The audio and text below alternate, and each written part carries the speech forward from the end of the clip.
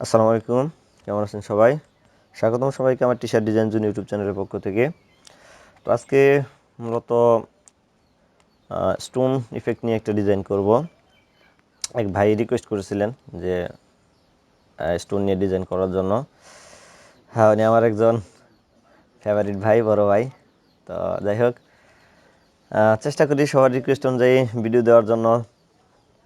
তো আজকের ভিডিওটা মূলত একটু বেসিক লেভেল থেকে দেখাবো, কারণ একটা ভিডিওতে আসলে শেষ করা যায় না চাইলেই, অথবা এটা নিয়ে 2-3টা ভিডিও হতে পারে। বাট আজকে আমি আপনাদের ওই বিষয়টা নিয়ে সিম্পল একটু টিপস দিব।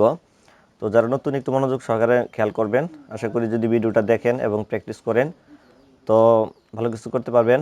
আর আরেকটা কথা আপনাদের সাথে আমি শেয়ার করি, সেটা হচ্ছে আমি যে ভিডিওগুলো আপনাদের দিচ্ছি বা যেগুলো আপনাদের ডিজাইন করে দেখাই, এগুলো কিন্তু আমার বিভিন্ন সাইটে আমি অর্থাৎ আপলোড দিয়ে রাখছি। আপনারা এগুলো দিয়ে প্র্যাকটিস করেন, বাট কোনো ওয়েবসাইটে এগুলো আপলোড করেন না, কারণ এটা হয়তো বা আপনার জন্য একটা ব্যাড লাক হবে। কারণ যদি কখনো আমার চোখের সামনে পড়ে, তাহলে তো অবশ্যই আমি এটা রিপোর্ট করবো। এরকম করবেন না, আপনারা শিখেন, সমস্যা নেই। আর শিখে এটা দেখে একটু নতুনভাবে ক্রিয়েটিভ করে ডিজাইনগুলো দেন, এটা বেটার হবে। তো চলেন, অনেক কথা হয়ে গেলে শুরু করা যাক। আমি প্রথমে একটা রেক্ট্যাঙ্গল এঁকে নিচ্ছি, যেহেতু সামনে ভ্যালেন্টাইন ডে, তো সেই উপলক্ষে ডিজাইনটা হবে মূলত। তাহলে একটা রেক্টেঙ্গল এঁকে নিলাম। দেন হচ্ছে এটাকে আমি আমার পেন টুলটাকে নিয়ে এটার মিডল বরাবর এখানে একটা ক্লিক করব। দেন হচ্ছে এই পাশের একটা মিডল বরাবর একটা ক্লিক করে নিলাম। তাহলে এখানে মানে একটা পয়েন্টার হয়ে গেল। দেন হচ্ছে এটাকে ডিরেক্ট সিলেকশন দিয়ে এখানে একটা ক্লিক করলাম। দেন হচ্ছে এই অ্যারো বাটন চেপে এটাকে একটু নিচের দিকে নামিয়ে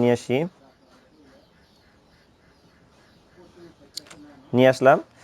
দেন হচ্ছে এই দুটাকে সিলেক্ট করব। সিলেক্ট করে দেখেন এই দুটা কর্নারকে ধরে জাস্ট এতটুকু আমি নামিয়ে নিয়ে আসলাম, এতটুকু। দেন হচ্ছে এখানে হচ্ছে এটাকে আর এটাকে ধরে এদিকে নিয়ে আসলাম, সো এতটুকু। এবার যে কাজটা করব, এখানে যদি আমি ক্লিক করি, দেখেন এই পাশটাতে ক্লিক করলে আমার দুটা কর্নার বেরিয়ে আসবে, অর্থাৎ এই যে কর্নারগুলো, এই যে কর্নারটাকে ধরে আমি একটু উপর দিকে তুলে দিব। দেন হচ্ছে একটু সাইজটাকে ছোট করে দিতে পারি, জাস্ট এরকম। আবার হচ্ছে এই পাশটাতে ক্লিক করে এটাকে এই উপর দিকে তুলে নিয়ে আসলাম। দেন হচ্ছে এটাকে সাইজটা একটু ছোট করে দিলাম। সো এখানে আর একটু কাজ করা যাবে এই পাশটাতে। আচ্ছা, সেটা হচ্ছে হালকা একটু বাঁকা রয়ে গেছে, এটাকে আমি কার্ভটাকে ঠিক করে নিচ্ছি। সো এই কারণে ওকে,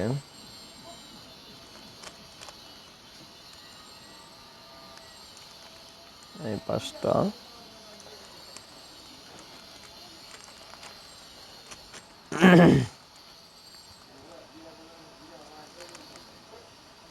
আচ্ছা যাক, আপাতত আমি দেখিয়ে দিচ্ছি আপনাদের। এটাকে ধরে আমি আমার ফিল করা আছে, আমি স্ট্রোক করে নিলাম। এটা শর্টকাট হচ্ছে শিফট এক্স, তাহলে ফিল থেকে স্ট্রোক হয়ে গেল। আমি স্ট্রোক সাইজটাকে একটু বাড়িয়ে নিলাম, জাস্ট এতটুকু এতটুকু বাড়িয়ে নিলাম। সো এটাকে রুলারটা ঠিক করে নেবেন যাতে পিক্সেল থাকে। তো এটাকে ক্লিক করে দেন হচ্ছে অফসেট থেকে পাত, পাত থেকে হচ্ছে অফসেট পাত। দেন হচ্ছে আমি মাইনাসের দিকে বাড়াবো, তাহলে প্রিভিউটা অন করে আমি মাইনাসের দিকে নিয়ে আসবো। এটাকে নিচের অ্যারো বাটনটা, তার ডাউনের যে অ্যারো বাটন আছে, এটাকে ক্লিক করলাম। দেন হচ্ছে আমি 20 রাখলাম। সো এটাকে ওকে, আবারও অফসেট, অফসেট থেকে হচ্ছে পাত, পাত থেকে হচ্ছে অফসেট পাত। দেন হচ্ছে এগেইন ওকে। এভাবে আমার অপোজিটটাকে নিচের দিকে আমি কমে নিয়ে আসবো আস্তে আস্তে। দেন হচ্ছে পাত, পাত থেকে হচ্ছে অফসেট পাত। দেন ওকে, পাত, আচ্ছা অফসেট পাত। দেন হচ্ছে ওকে, অফসেট পাত, পাত থেকে হচ্ছে অফসেট পাত। দেন ওকে, ওকে, পাত, অফসেট পাত, ওকে, অফসেট পাত।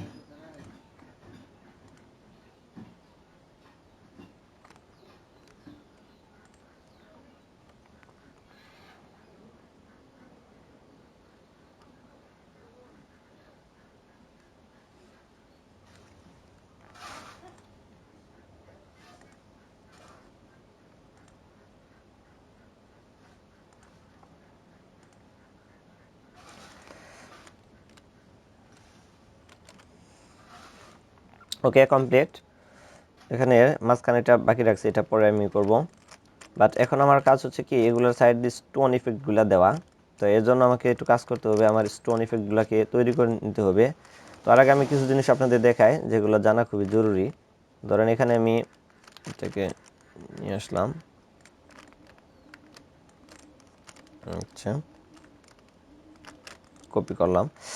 সো এগুলো কিন্তু সিম্পল, একদম সিম্পলের মধ্যে আছে, বাট এখানে কিছু কাহিনী আছে। যদি আপনারা এগুলা দেখবেন যে অনেক সময় যে সাইড দিয়ে গ্রেডিয়েন্ট থাকে, হ্যাঁ গ্রেডিয়েন্ট ইউজ করা যায়, কিন্তু এখানে গ্রেডিয়েন্ট ইউজ করলে কিছু প্রবলেম থাকে।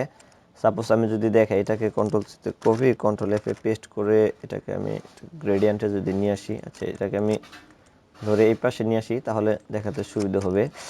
এটাকে আমি গ্রেডিয়েন্টে অ্যাপ্লাই করি, তাহলে গ্রেডিয়েন্টে অ্যাপ্লাই করলাম এরিয়ারে, ঠিক আছে। তাহলে এটাকে আমার যেখান থেকে আমি ডার্ক, দেখেন এটা কিন্তু মূলত হচ্ছে স্টোনের যে কালারটা সেটা, কিন্তু আমরা জানি যে এটার মধ্যে কিন্তু দুইটা কালার আছে, একটা আছে যে গ্রেডিয়েন্টটা আর একটা হচ্ছে এটা।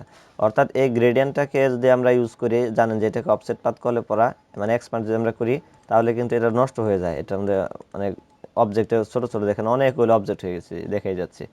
তো সেই কারণে এটা ইউজ করাটা খুবই টাফ, আর এটি ইউজ করলে অনেক ফাইলগুলো অনেক ভারী হয়ে যায়, আমার পিসিটা অবশ্যই হ্যাং করবে, যার কারণে আমি এটা দেখে দিচ্ছি না, আমি সিম্পলের মধ্যে দেখাচ্ছি। জাস্ট আপনাদের যারা বেসিক আছেন তাদের জন্য এটা আশা করি অনেক উপকার হবে। তো চলেন তাহলে এখান থেকে এটাকে আমি একটা কপি করে নিলাম, জাস্ট এতটুকু, এটাকে ধরে কন্ট্রোল জি দিয়ে গ্রুপ করলাম।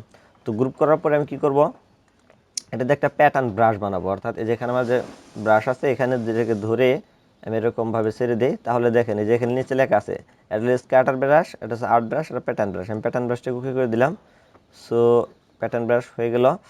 দেন হচ্ছে এবার আমি যে কাজটা করব, অর্থাৎ এটাকে ধরে এই প্যাটার্ন ব্রাশটা অ্যাপ্লাই করে দেবো, হয়ে গেল। দেন হচ্ছে এখানেও আমি সেম কাজটা করব, এটাতেও সেম কাজ করব।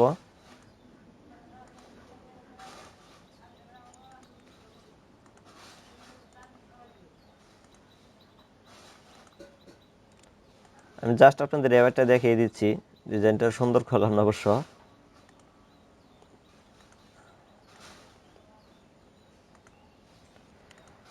সো হয়ে গেল।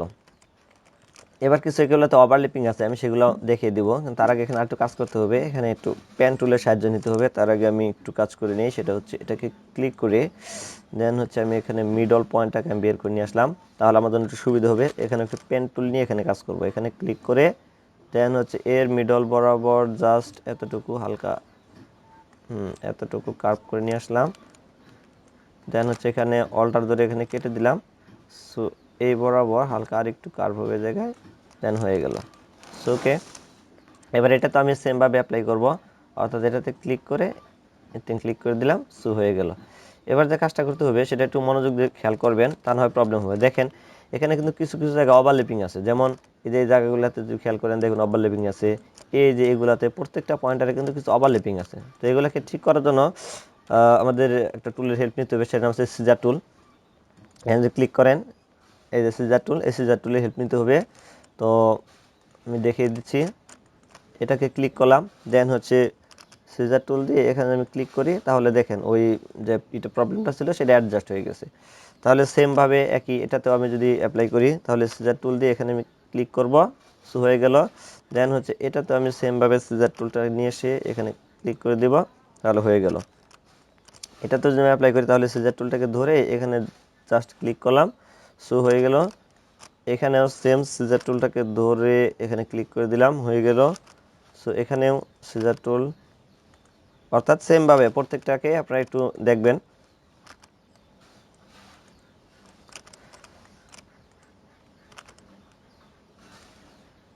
এখানে আরও ওভারল্যাপিং আছে, সো একটু খেয়াল করতে হবে।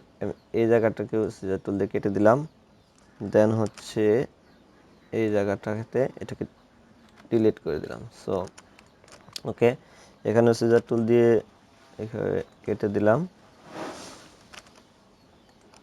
এখানেও সেম।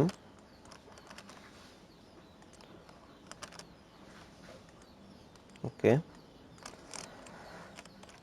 সো এই পাশটাতে একটু প্রবলেম আছে, এখানে একটু কেটে দিই। তাহলে জাস্ট এটাকে একটু কেটে দিলাম। এবার যেটা করব, এটাকে আমি ডিলিট করে দিচ্ছি। এখানে সিজার টুলটা দিয়ে কেটে দিলাম। আপনি এগুলো কাজ করবেন যখন একটু খেয়াল করবেন। আমার একটু কার্ভ হয়ে গেছিলো এই পাশে, যার কারণে একটা প্রবলেম হয়েছে, তা না হয় এই প্রবলেমটা হতো না।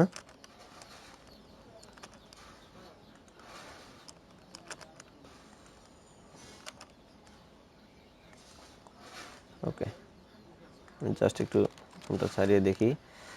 তো দেখেন মোটামুটি স্টোনের যে ইফেক্টটা, এটা আমাদের কিন্তু হয়ে গেছে। আমি জাস্ট সিম্পলের মধ্যে দেখালাম, যেহেতু বেসিক যারা আছেন তাদের একবারে আপার লেভেলে ডিজাইন দেখালে হবে, মানে বুঝতে পারবেন না।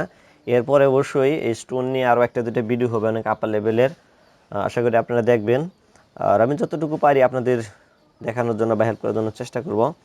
তো আজকে এই পর্যন্তই। যদি আমার এই ছোট্ট ভিডিওটা ভালো লাগে এবং যদি মনে হয় যে নতুন কিছু শিখতে পারছেন, তাহলে আমার এই চ্যানেলটাকে সাবস্ক্রাইব করবেন এবং পাশে থাকা বেল আইকনটাকে পুশ করে রাখবেন, যাতে আমি নতুন কোনো ভিডিও দেওয়া মাত্র পেয়ে যান। তো আজকে এই পর্যন্তই। সবাই ভালো থাকবেন। আসসালামু আলাইকুম।